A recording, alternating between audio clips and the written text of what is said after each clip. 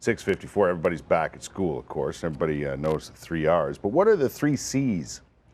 This is something Professor Garfield Gini-Newman from the University of Toronto has been working on for a few years now. Morning, sir. How are you? Good morning. Good to have you here. Thanks for coming. I know you've spoken to parents about this last night. You're speaking to school boards today, is that right? That's right, yes. What are the 3C's? Well, there's a shift in education happening towards competencies children need to survive in a digital world. And the core competencies are critical, creative, and collaborative. So we want to help children become good critical, creative, and collaborative thinkers. And there's a move away from learning content and skills to nurturing these kind of competencies that will let them adapt and survive in a world that's rapidly changing. Because it is different. It is. Than when you and I were students, for sure. Absolutely. You know, it's not all about the basics of education now. It's a little more, to me, and probably not to kids, but to me it's a little more complicated, and probably to parents you've spoken to. Yes, and we talk about just tweak and fortify, just small ways that we can move the thinking a little deeper with kids. And you know, in a world in which my daughter, who's in grade 12, can look up information on her phone faster than I could teach it in the past, you know, things have to change. It needs to be about, can she think, can she select, can she use the information for some purpose? Right. Not can she simply memorize what she could look up. And it's all about critically thinking, correct? That's right, yes. But what does that mean? Translate that for me if you could. That's a great question, because there's a lot of our work is to demystify. Kids think critical thinking is to be critical, to criticize. No, it's not. It's not about that. It's actually about using criteria. All critical thinking is using criteria to make thoughtful decisions. So one of the schools that's being highlighted this month in the EQAO report, Elmdale School, have been a huge focus on critical thinking. And Andrea Williams, the vice principal, had a wonderful task for children. The whole school got involved. Help me decide what new vehicle to buy. It was a wonderful task.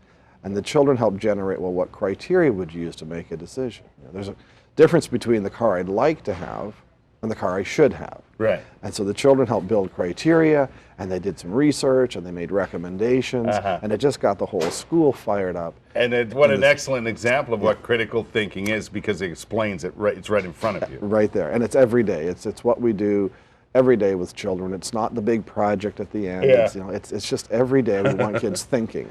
What is you're going, you know, touring, talking about this. You've been all over the world already, and you continue to be.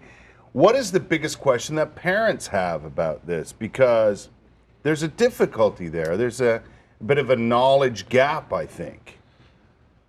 Well, I think parents are looking for ways that they can support, and I think we need to, you know, we talk about triangulate the support. What's happening in school? What are kids doing?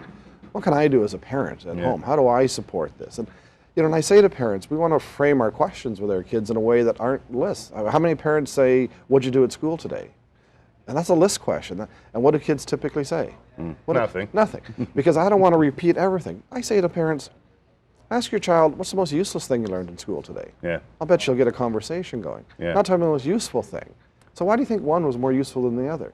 So if we can frame our questions just a little differently, if we can help our children, invite them into conversations, you know, often instead of telling them the rule, help them work through it. You brought along some images. I did. I was going to put you to work a little bit. Okay. I want you to tell me this fairly common picture. What month, day of the week, and time of day was this picture taken?